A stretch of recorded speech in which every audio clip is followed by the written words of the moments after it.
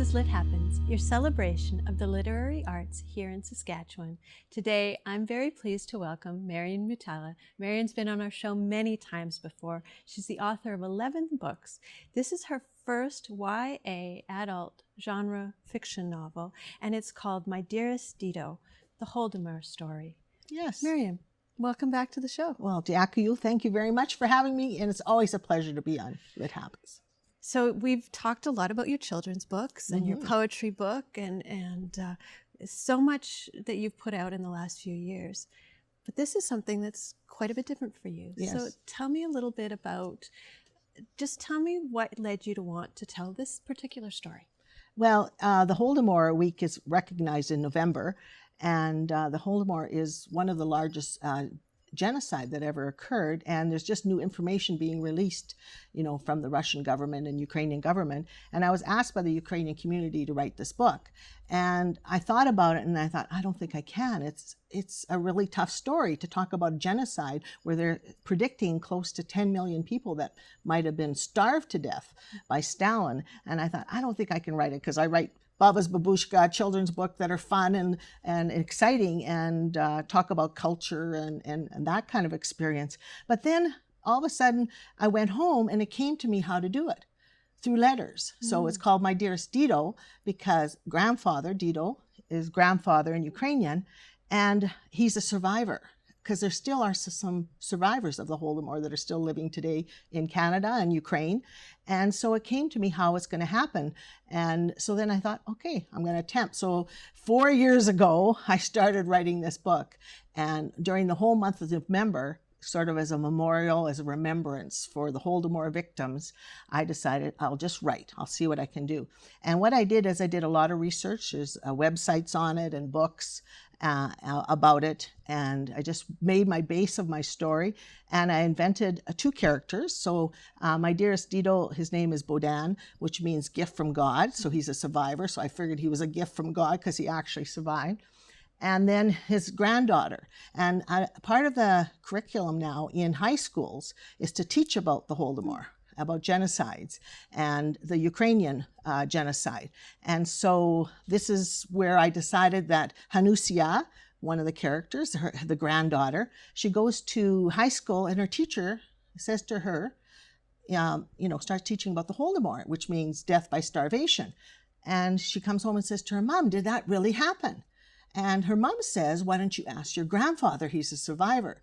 So through letters, she starts, because it's a difficult topic, she starts writing letters to her grandfather saying, what happened? Did this really happen to you? And of course, he doesn't want to talk about it because it's a difficult thing, and he lost his family in it, and many people lost their family in it. So that's sort of the premise through letters telling the whole story about the Holodomor.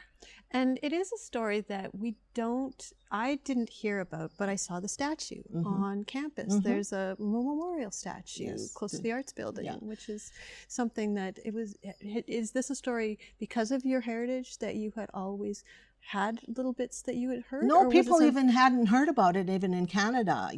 If you can compare it to the Indigenous people in residential schools, we never even heard about it or talked about it. Well, this is the same thing. The Russian government did not want to release this information. And in 1991, Ukraine became independent. So then they had access to these records. And then there were some books that came out and survivors that talked about it. So this is how the story kind of unfolded, at this time. And so people hadn't heard about it. A lot of people, period, haven't heard about this story. And so it's an easier read. But like I said, I did a lot of research to make sure all the facts were right and to tell the story in the best way that I could, and so that people can understand about it.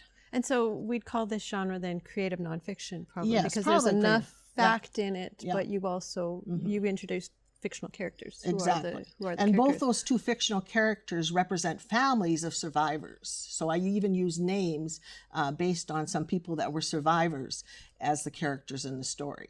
So and so when you were doing your research, did you interview actual survivors or families did you have those opportunities? I didn't have the opportunity because there's none in Saskatoon, Okay. but there's some across Canada. But I went to the websites, Mm-hmm. and they're all documented on the Right. Holdemore website. And so you could just click on it. Some of them are in Ukrainian, some of them are translated into English. And so you can there's the whole list of the survivors are on there, and you can just listen to their stories. So it's amazing what you can hear. And at the back of this book, I have a teaching guide and some questions to teach about it so that people can use it for high school or university or anyone that wants to learn about the Holdemore. Mm-hmm. And I think it's something that we're hearing more about, like you say, Mm-hmm. with the Holdemore awareness time that we have in our yearly calendar now that we didn't have even a few years ago. Exactly. And in November, they recognize it, and many of the governments are recognizing it too.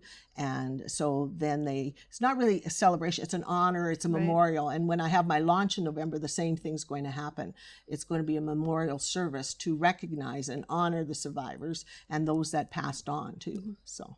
Yeah, and your launches are always so engaging. I've been and you bring in food and you have music, and so do you have some special things that you're going to do that are going to be a little bit different for this? Yes, launch? it will be because we have to honor and recognize. But I wrote a song for it called "Remember." To remember the Holdemore, and I'll be singing it when Dr. Bill Gulka will be playing the violin, and Holisay Choir is going to sing with us. And so we're going to start with black. I bought a bunch of black candles with black ribbon, and so we're going to walk in while we sing that song. We're not going to have a lot of food and drink, but we're going to have bread because he starved, death by starvation. And in my book, I have the wheat, so 5 ears of grain, the wheat sheaf. That Ola Tachenko did my illustrations. She did my illustrations for my buddy Dito and More Babas Please, and she designed a beautiful cover for me on that. And so the wheat and bread is so important to Ukrainian people. So we're going to have rye bread as remembering because of the death by starvation. And so the letters, do they go back from granddaughter to grandfather? Grandfather, So back and both forth. voices are back. Both and voices. Forth. Yeah. They're written in different typewrites so that people can recognize the different voices and back and forth. And so, if I can just read a little bit on the back cover, it kind of tells a little bit about what the story is about. Simply because they were Ukrainian. My Dearest Dito, the Holdemore story is a haunting account of the innocent victims of Stalin's vicious regime. In the name of communism, Stalin and his armed units branded Ukrainians traitors and tortured, beat, starved, and shot them, often for the simple crime of eating stalks of grain. This heartbreaking record is based on the voices of survivors and told through the eyes of Dito Bohdan and his granddaughter Hanusia. The Holdemore, or Great Ukrainian Famine, was a 5-year plan engineered by Stalin that starved millions of people. Stalin attempted to control Ukraine by destroying families, crushing communities, silencing media, and eradicating Ukrainian culture. The victims of the Holdemore are remembered. Ukrainian candles burn brightly. Their flames will not be extinguished. So their voices, the story is told now, and they are remembered. Thank you. And so where can people find a copy of this book? Okay, so you can go to my website, which is www.babasbabushka.ca, or amazon.ca has copies, or .com. It's available as a paperback or an e-back, and McNally's will have them, the usual places. So I haven't got my copies in my hand, but this is one of them, but they'll be coming soon. So it's exciting to have honoring all the survivors through this book. Well, thank you, Marion, and thank you for embarking on something that seems like such a unique challenge for you, and an important story to be told. Yes, it is a very important story. Thank you again for having me. Thank you. I'm Danica Lorer, and this has been Lit Happens. You can find past episodes by going to YouTube. You can find me on Facebook or Instagram, and if you have an idea for a show, you can contact me at danicalorer@gmail.com. Thanks for watching.